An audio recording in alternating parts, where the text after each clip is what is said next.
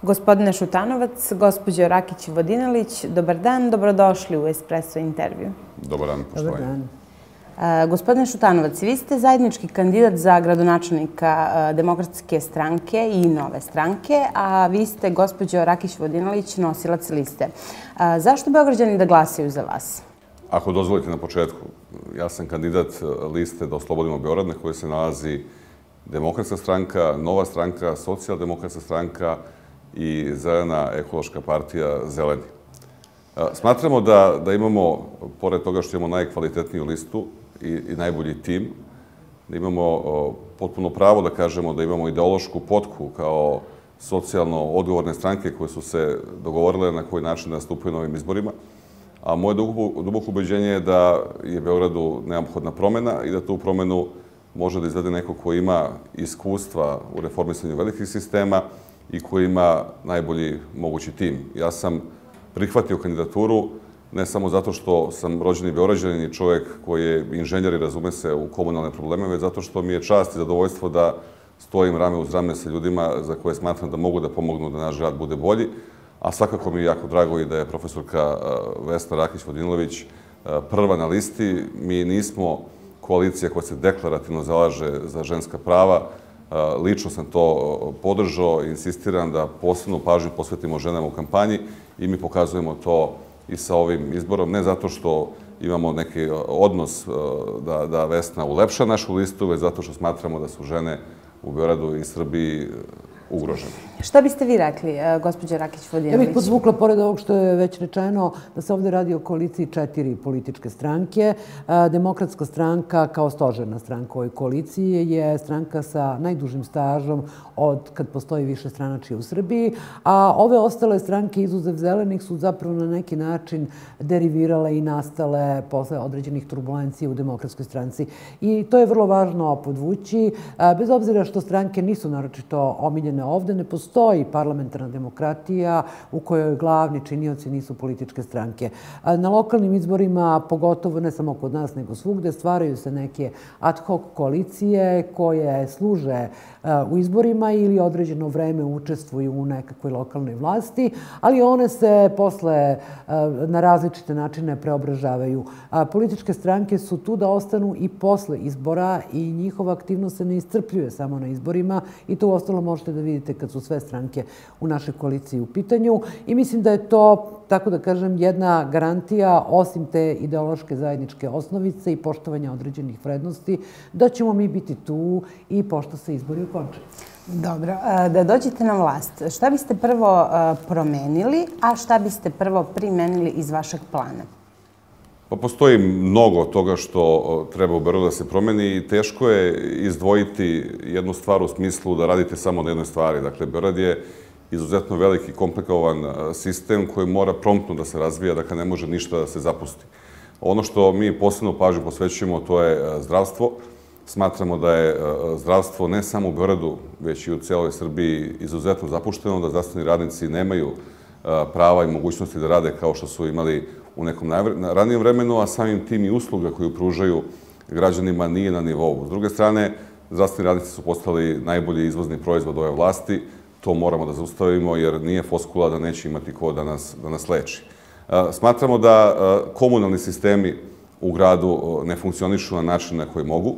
Neki bukvalno pljačkaju građane kroz enormno visoke račune, kao što je Infostan s jedne strane i Beogradske elektrane sa druge strane, a drugi ne daju ni približno dobar servis za cenu koštanja svojih usluga, kao što je gradski saobraćaj, i tu imamo ozbiljne planove na koji način to da promenimo. Međutim, naš program se ne odnosi samo na komunalne sisteme. Posebnu pažnju posvećujemo ljudima kojima je neophodna pomoć. Briga o ljudima je kod nas na prvom mestu. Za nas Beograd nije ni beton, ni asfalt, ni fontana, ni arbol, već ljudi. I tu imamo posebne, da kažem, pakete programa koji se tiču predškolske dece, učenika, mladih bračnih parova, onih ljudi koji razviju novi posao, novi biznis. Dakle, to je jedan kompleksan program koji nudimo i naravno sve to infrastrukturni projekti koji, za razliku od ostalih, koji ih obećavaju da će biti završeni koliko sutra. Smatramo da su to ozbiljne stvari koje treba da se svakako obećaju i da se daju realni rokovi da se izvrše. Beograd infrastrukturno kasni za gradovima Evrope. Beograd je jedini grad u Evropi koji nema fabriku vode, fabriku za preradu otpadnih voda.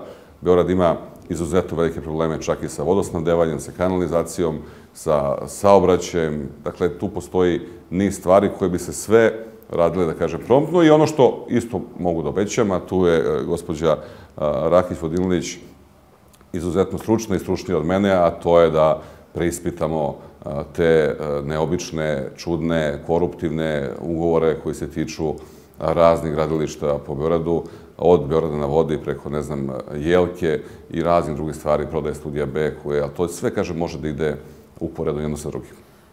Kratko rečeno, ja mislim da Beograd zaslužuje da ima jedan dobro postavljen sistem. On ga, nažalost, sada nema. Beograd ne funkcioniše kao sistem, nego funkcioniše već dugi niz godina kao neka vrsta improvizacije, bez nekog čvrstog plana i bez čvrsto određenih prioriteta. To ste mogli da vidite pogotovo poslednjih nekoliko godina, ta lutanja od Fontane preko Šina do Beograda na vodi, bez obraćanja pažnje na ono što su osnovne potrebe građana. Ja mislim da je zapravo pitanje socijalizacije života u Beogradu vrlo važno i da moramo jednom da shvatimo da ljudsko dostojanstvo počiva na tome da se imaju 3 obroka dnevno i da se ima krov nad glavom. I to je nešto što se mora zaštititi. S druge strane, javna preduzeća moraju biti to što jesu, komunalna preduzeća. Oni nisu napravljeni da prave profit, a ispostavilo se da su to možda i najbogatije i najprofitnije institucije u ovom gradu. One moraju da isporuče uslugu za koju su građani platili. I to su ti neki osnovni stubovi građenja jednog novog, ne samo pravnog, nego i ekonomskog i ljudskog poretka u gradu. A sad o prioritetima ima dosta toga da se kaže. Ja bih posebno naglasila to da Beograd je postao poznat više kao neka estradna prestonica i to je nešto što ne sme sebi jedan takav grad sa takvom kulturnom istorijom i sa takvim kulturnim potencijalima koji uopšte nisu mali. Znate, ne sme to sebi prosto da dozvoli. Dobro, sad ste delimično... Mogu da se nadovežem kratko. Znači, za nas ovi izbori nisu izbori za prvog komunalca Beograda. Ovo su izbori za ljude koji imaju viziju, ljude koji razumeju šta je razvoj Beograda, ljude koji uvažavaju struku, ljude koji ne beže od stručnih ljudi koji rade u gradskoj upravi, niti beže od stručnih urbanista koji mogu da daju adekvatne predloge kroz javne debate. Za nas je Beograd mnogo više. Dakle, Beograd je regionalni centar, ideja nam je da to i u budućnosti bude i smatramo da Beograd trebaju da vode ljudi koji imaju viziju razvoja cele Srbije. Dakle, ja sam u direktnim kontaktima sa gradonačelnicima u regionu. Imali smo priliku da na našoj skupštini, odnosno na konvenciji, ugostimo gradonačelnika Skoplja. Ideja nam je da Beograd bude centar celog našeg regiona i da bude prepoznat kao grad budućnosti, kao u vremenu kad je bio vođen Nenadom Bogdanovićem. Dobro, delimično ste sad odgovorili i na moje sledeće pitanje, ali ako imate još nešto da dodate, šta najviše zamerate ovoj gradskoj vlasti? Ja bih mogla da kažem da je korupcija uvek bila u Srbiji i da je ona vrlo često prelazila nekakvu društveno podnošljivu meru. Ali čini mi se da je korupcija postala nekako drugo ime za sadašnju vlast u Beogradu. I to se može videti na ogromnom broju primjera koji su Beograđanima poznati.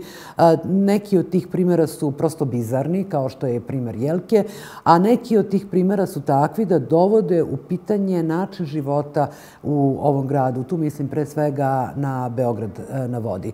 Dakle, to je takođe ono što prevazilazi, kako kažem, uticaj sadašnje politike na Beograd jeste zapravo proizvođenje straha i neprestano proizvođenje neprijatelja. Mislim da je ovaj režim suviše podelio društvo u Srbiji i društvo u Beogradu da bi to moglo bez nekih velikih opasnosti dalje da se podnosi. Prosto, ako se te podele na takav način, koje se grade na takav način, budu produbljivale političkom delovanju delatnošću, verbalnom i stvarnom ove vlasti, zaista se mora postaviti pitanje dokle ta devastacija može da ide. Ona prosto mora da se zaustavi.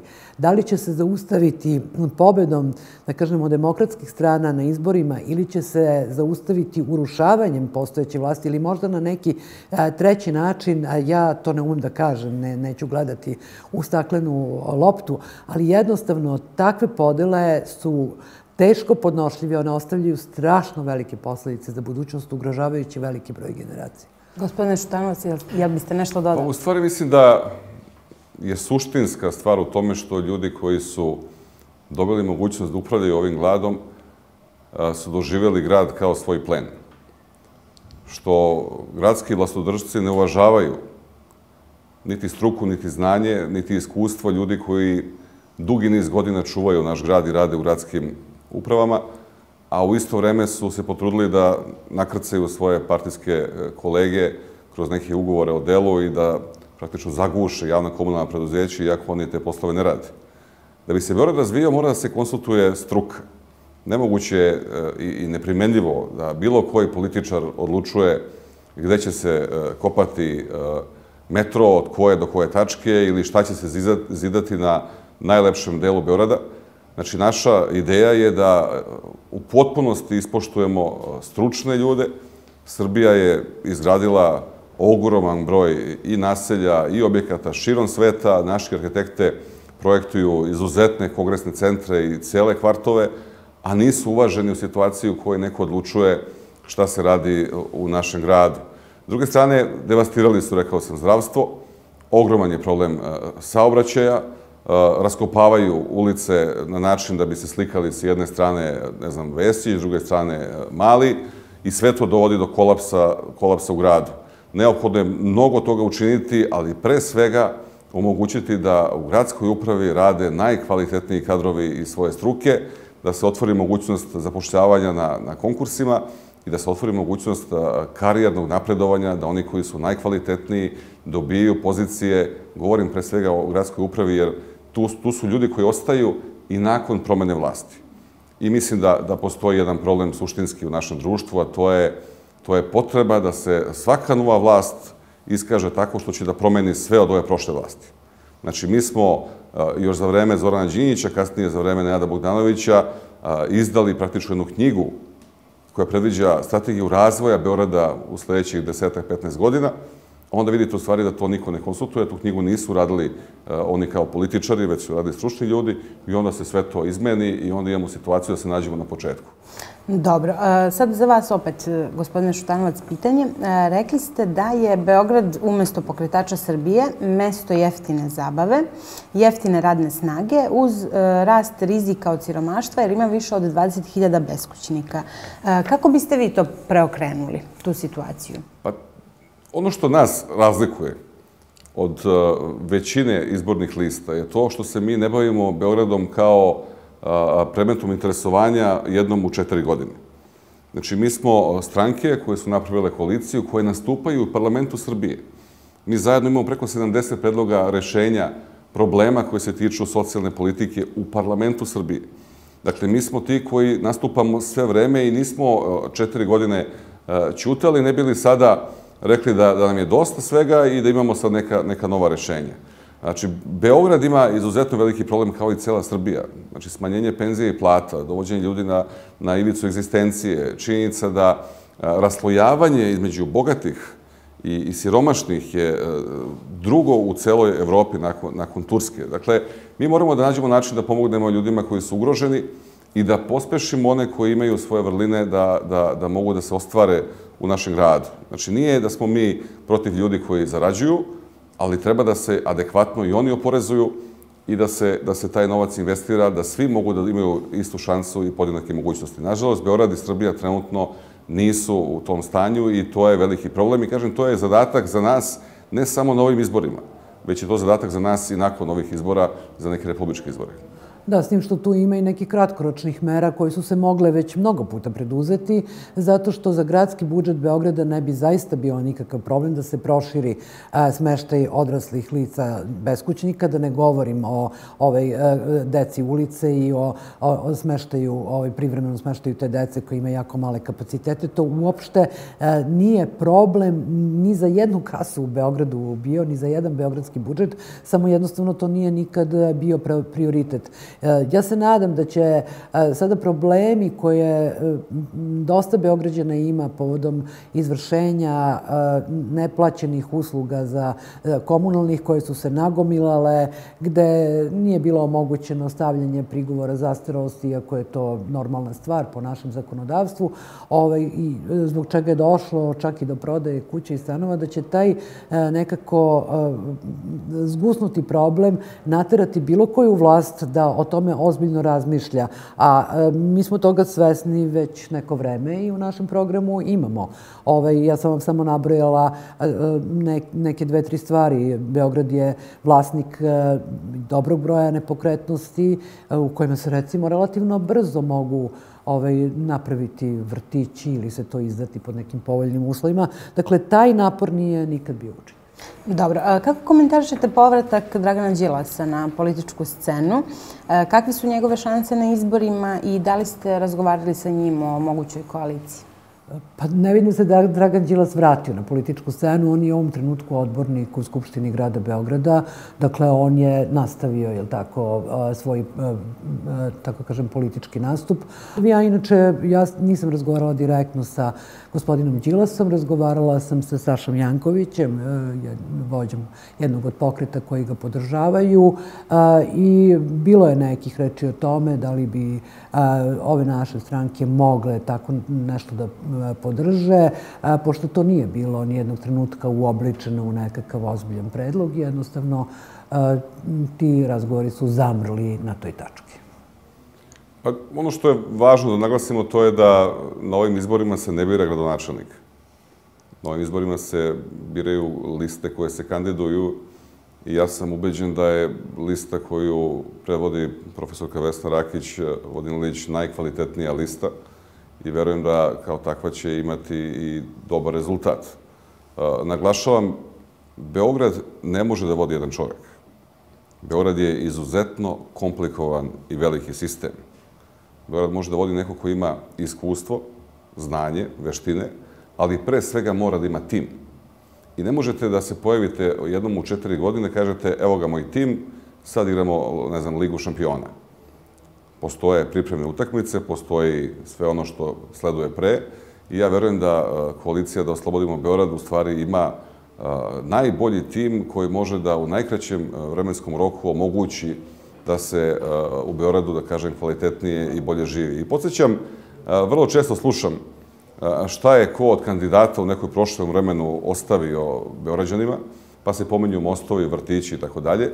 Znači, svi, uključujući i mene, kao bivših funkcionera u državi, iz Demokratske stranke smo zastupali politiku Demokratske stranke i niko od nas nije bio ekskluzivan u bilo čemu. Dakle, ono što je činjenica, to je da se u Srbiji uvek kretlo na bolje kad je Demokratska stranka bila u poziciji da rukovodi, a u Beogradu je to više nego očigledno, jer je Beograd od vremena kad je nasleđen 2000. godine do neke 2012. 13. godine uvek bio u razvoju, za razliku od vremena sada kada se nalazi u propadanju. Nekako građani su skloni da zaborave, znate, početak 90-ih, na kraju došle su i nove generacije koje se toga ne sjećaju. Ja se, na primjer, toga vrlo dobro sećam. Znate, vi ste iz jedne stravične inflacije, a na početku 2000-ih došli do fiskalnih kasa za vreme koje je manje od 10 godina, znate. I nekako ljudi vezuju svoja razočarenja za to što se, recimo, nije desio, ne znam, 6. oktobar, zaboravivši potpuno da se za vrlo kratko vreme Srbija vratila u Ujedinjene nacije, iz kojih je bila isključena, da je Srbija ušla u Savet Evrope, da su prvi koraci ka pridruživanju Evropskoj uniji nastali za vreme vlade Zorana Đinđića, da je fiskalni sistem koliko toliko sređen i da su porezi u ovoj zemlji počeli da se plaćaju negde od 2002. 2003. godine. To mislim na poreze koji snose građani. To do tada uopšte nije bio deo sistema. Dakle, naiđete na jednu ruševinu, znate, onda se ta ruševina izvuče i stane koliko toliko na neke zdrave noge i onda opet u tom ranjivom trenutku dobijate vlast koja je ista kao što je bila 90. godina i evo šta sada ima. Dobro, da li je uopšte moguće da se opozicija ovako razjedinjena dogovori oko zajedničkog kandidata posle izbora? Šta mislite? Pa mi nemamo dilemu da ćemo dati zaista svoj maksimum da se dogovorimo. Ono na čemu ćemo insistirati, a svedoci smo da mi nismo obećavali kule na vodi u ovoj kampanji, insistirat ćemo da se sprovodi naša politika uz, naravno, sprovođenje politika svih partnera koja je realna. Mi smatramo da to što smo, mi kažem, ponudili je nešto što u jednom mandatu može da se ostvari, a veliki grandiozni projekti kao što je metro mogu da se započnu pa da se završe u nekom vremenu kada im bude vreme. Dakle, nemamo mi nikakav problem da napravimo dogovor oko koalicije. Ne insistiramo ni na čemu osim da se smeni ova loša vlast za Beograd koja Beograd ne vodi na način na koji to treba i insistiramo naravno da Beograd se vrati i građanima i da ponovo bude grad budućnosti sa idejom, znači da bude i kulturni centar, i ekonomski centar, i privredni centar, da bude grad u kome se i rado dolazi i rado ostaje, u kome se dolazi ne zbog jeftinog provoda, već zbog dobre kulturne scene i to je nešto što sam siguran da svi ljudi koji vole ovaj grad će prihvatiti kao naš predlog. Ko je sad Vučićev trojanski konj na ovim izborima? Znaš šta, što se mene tiče, meni je ova vlast oličena sada u Siniši Malom i Vesiću. Ja gledam na njih kao jedine protivnike i ozbiljne protivnike. I zaista bilo bi ružno sada iz opozicionalnog ugla licitirati sa tim, ali mislim da možete i sami da zaključite da postoje nekakve grupe koje su stvorene ad hoc za ove i za neke druge izbore i koje su apsolutno pomogli ljudi koji su na vlasti, jer oni između ostalog su toliko dezorganizovani, toliko malobrojni da ne bi mogli da skupe ni potpise. Tu postoje nekakvi zavetnici, ne znam, postoje nekakva stranka NOPO, koja se pojavljivala već ranije kao, tako da kažem, neki vid marionetske manjinske stranke, što ona to uopšte nije. Imate stranku Sandulovićevu, čiji su predstavnici bili uhvaćeni u nekom falsifikatu pečata na nekim republičkim izborima, a koliko znam, niko tu nije sankcionisan. Ja dopuštam da postoje ljudi koji su rojalistički raspoloženi u ovoj zemlji, ali je malo čudno da oni izlaze na gradske izbore, a ne na republički, i to prvi put u tom. Dakle, tako mi ta scena izgleda, znate, dakle, izgleda da su se pojavile neke grupe, njihov broj nije mali. Ima analitičara koji smatraju da je čak većina tih grupacija zapravo čine ovaj broj lista od 24. Neki pominju da taj broj ide do 19, 18 i tako dalje. Ja ne bih tu da licitiram, jer jedan je položaj posmatrača, istraživača određenih pojava, sasvim drugi kad vi zastupate jednu listu koja se takmiči. Prosto neću da budem nefer, ali ima jako mnogo ad hoc stvorenih lista za koje bi se moglo tvrditi da su toliko slabe, nepoznate u javnosti, da nisu čak ni same mogle da skupe potpise, a onaj koji ima interesa da to čini za njih je svakako vladajuća stranka. Pa ja mogu da se nadovežem. Mi smo stranke koje su u parlamentu Srbije najljuća opozicija ovoj lošoj vlasti. Konkretno, Demokratska stranka je imala priliku da od 2012. godine preko 130 naših funkcionera bude privođeno i zadržavano u policiji, a da niko nema pravosnažnu presudu. Znači, mi smo satanizovani, kriminalizovani i zasigurno nismo partneri na koje ova vlast može da računa, a priča o Trojanskom konju će se završiti nakon izbora. Ono što ja građanima mogu da obećam, to je da će svi naši odbornici učestvovati u radu svake skupštine ili neće biti naši odbornici, a nastup će biti kao što je nastup i u parlamentu, opozicioni, sa kritikom i sa nuđenjem rešenja za probleme u kojima se Beograd i građani u Beogradu nalaze. Dakle, naša ideja je da Beograd bude bolji, da mi budemo bolji i da poštujemo svaki glas koji dobijemo od građana, a ne da nakon izbora ušli u parlament ili nestanemo pa se pojavimo ponovo za 4 godine. Ako i ovog puta neke liste dožive krah, da li je vreme za njihovu političku penziju? Pa mislim da je ovo poslednji put da imamo takvu vrstu egzibicije i da imamo u Beogradu 24 izborne liste. Imali smo i na predsjedničkim izborima, očigledno one koji su poslužili da opozicioni kandidati ne dobiju dovoljan broj glasova, ne bi li se desio drugi krug. I mislim da posle ovih izbora će i građani poslati u političku penziju, bez obzira što verovatno će oni želeti i dalje da se kandiduju i da ceo taj izborni proces izvrgavaju ruglu i da negde dovode u apsurdnu situaciju da građani pomisle šta će nam političke stranke, a da mi nasuprot nas imamo najbrutalniju i najorganizovaniju političku stranku, Srpsku naprednu stranku, čiji glasači upravo vole svoju stranku i žele da ta stranka bude njihov reprezent. Dakle, ovde moje duboko ubeđenje da se ovim izborima završava jedan ciklus rastakanja. Mi smo započeli jedan ciklus udruživanja i verujem da ćemo ga nastaviti i da je to jedini pravi put da Srbija ponovo bude na dobrom putu, da se u Srbiji stvari unormale, da uradimo ono što obećavamo, da ne obećavamo ono što ne možemo da uradimo,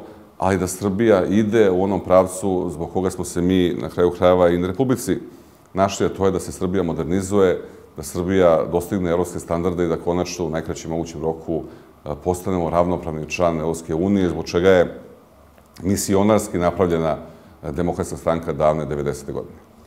Ja bih dodala tu još nešto. Mislim da je krajnje vreme da izborni sistem u Srbiji počne da se ozbiljno razmatra. Dok god imamo ovakav izborni sistem, pogotovo na lokalnim izborima, koji pati od brojnih manjkavosti, ja sad ne bih o tome ništa detaljno govorila, postojeće, makar teorijska mogućnost, čak i ako niko to ne želi i niko to ozbiljno ne finansira, postojeće mogućnost da se, jel tako, provlače neozbiljne grupacije ljudi sa nekom idejom da nekome naškode ili sa idejom potpuno jedne individualne samopromocije. Dakle, izborni sistem je vrlo bitno dobro protresti i naravno tu ima strahovito mnogo radova stručnih, zaista eminentnih stručnjaka. U Srbiji imamo jako dobre stručnjake za izborno pravo u Srbiji i uopšte za izbore i mislim da je to nešto što mora ozbiljno da se pretrese. Dobro. Sa kim je moguća saradnja posle izbora i kakav rezultat očekujete? Pa saradnja je moguća sa strankama koje nisu trenutno u vlasti i koje, naravno, pređu cenzus. Teško je sada licitirati ko sve može da pređe cenzus, s tim što naša koalicija ne sarađuje sa ekstremnim strankama desnice. Naprosto, to su stvari koje su nespojive. Pa mi očekujemo da se napravi većina u gradu koja će smeniti ovu lošu vlast i da naravno budemo u toj većini, da kažem, članica te buduće gradske koalicije i mi smo i ušli u ovu kampanju sa željom, bez da licitiramo koliko ko ima procenata, ali sa željom da sve demokratski orijentisane građane u Srbiji i Beogradu, ove u Srbiji motivišemo da motivišu Beograđane, a Beograđane da izađu na glasanje, jer zaista je izvodljivo. I nije taj slogan koji je i u Americi bio poznat da mi možemo, znači možemo da zamenimo lošu vlast, kogod da je na vlasti treba da bude smenjiv, kako god se zvao, kogod bio popularan, kada loše radi, treba da bude promenjen. A ko danas loše radi u Beogradu? To nije Vučić. To nije ni Branko Kockica, to nisu ni košarkaši, ni zabavljači. To su Vesić i Mali. Dakle, da li će Beograđani ponovo dati poverenje tim ljudima, to je suština. I ako dozvolite za kraj, moram da iznesem jednu impresiju. U stvari, to je možda najveći poraz ovih izbora za Srbiju, a to je da se, ne znam, više stotina profesora univerziteta nađe na spisku ljudi koji podržavaju kandidata za gradonačelnika, čoveka koji ima lažnu diplomu. I to je nešto što više stvarno prevazilazi svaku normu. Na koji način će ti ljudi sutra da ispituju svoje studente, da ih obaraju ili da im daju dobre ocene, kako će se pogledati sutra ti ljudi sami sa sobom i reći ja sam profesor univerziteta koji podržava nekoga koji je prepisao ili kupio diplomu. I to je u stvari slom našeg društva, protiv čega se naša koalicija i Demokratska stranka bori od svog osnivanja. Sa druge strane, ipak imate i profesore koji su potpisali nešto drugo i ta podela zapravo nije politička podela. Ta podela ide nešto malo drugačije, nešto malo dublje, neću se ja sad time baviti. Pitali ste da li očekujemo uspeh. Ja imam svoj lični procenat čije bih ostvarenje smatrala uspehom i obrnuto. Ja ga sad neću reći. To je baš moj lični procenat, nije nekakva procena koalicije čiji sam član. Ali u svakom slučaju mi smo dakle, što odlikuje nas i našu zajedničku saradnju. Svako od nas je spreman da podnese svoj deo odgovornosti i u slučaju dobrog rezultata, naročito u slučaju lošeg rezultata. Dakle, u tom pogledu smo mi ozbiljni ljudi. Kakav će rezultat biti za građane Srbije? Dakle, da li će ostati ova improvizatorska situacija u kojoj niko ne zna šta će biti sutra, a šta će biti preko sutra, to je već suviše daleko. To zavisi od toga da li smo shvatili da smo građani i da nismo ničiji podanici. Svako je vlasnik svoga glasa, može slobodno da raspolaže njime, a ima ipak nekakve javne i društvene kontrole mimo političkih stranaka koja će naći načina da do građana dopre svaka zloupotreba njihovog glasa. Za kraj, šta biste poručili glasačima? Dragi Beograđani, Beograd se nalazi u stagnaciji, a Srbija je u propadanju. Vreme je da izvršimo promene na bolje. Kad god je Beogradom upravljala Demokratska stranka sa svojim kadrovima, u Beogradu se uvek živelo bolje. Bilo je bolje stanje u zdravstvu, u saobraćaju, u komunalnim sistemima, zato što mi poštovali struku, poštovali smo ljude koji rade u gradu i poštovali smo pre svega interese Beograđana. Da bi ponovo Beograd krenuo na bolje, da bi mogli da srećni i zadovoljni živimo u našem gradu koji nije grad jeftine radne snage i jeftinog provoda, neophodno je da 4. marta glasamo za broj 4, da oslobodimo Beograd. A Beograđanke, mi znamo zašto smo jače i znamo koliki smo motor, ne samo u ovom gradu, nego u ovom društvu uopšte. Biće nam bolje ako izađete, naterate, odnosno nagovorite svoje muževe, partnere i svoju decu da to učine. Glasajte za bolju budućnost.